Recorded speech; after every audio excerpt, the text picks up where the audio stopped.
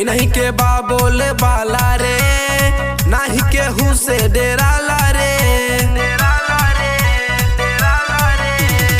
दुश्मन भी पीछे हाथी जाला रे, जिला दबंग कहाला रे। सब ठोकेला सलामी देखी शान के,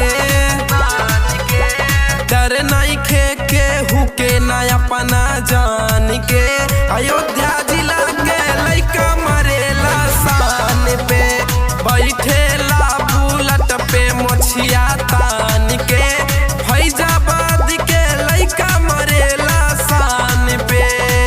अरे मोछिया पे ताव सिनेमा में जिगर और कप्तान के शौक रखिले, मोछिया पे ताव सिनेमा में जिगर और कप्तान के शौक रखिले।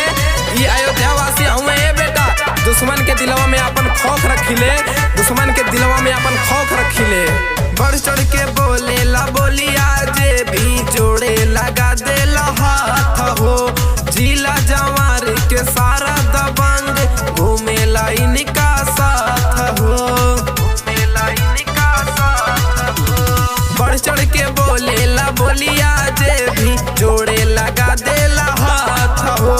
जिला जवार के सारा दबंग घूमेला इनके साथ हो। अच्छे आवे नहीं देवे सम्मान पे,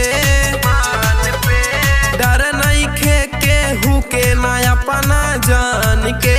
अयोध्या जिला के लइका चलेला शान से, बैठेला बुलट पे मोछिया तान के।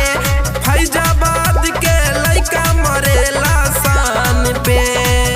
अरे पत्थर के पीस के कबो मैदान ना भइल, पत्थर के पीस के कबो मैदान ना भइल। अयोध्या वाले लइकन के केहू झुका दे, ऐसन माई के लाल केहू पैदा ना भइल, ऐसन माई के लाल केहू पैदा ना भइल।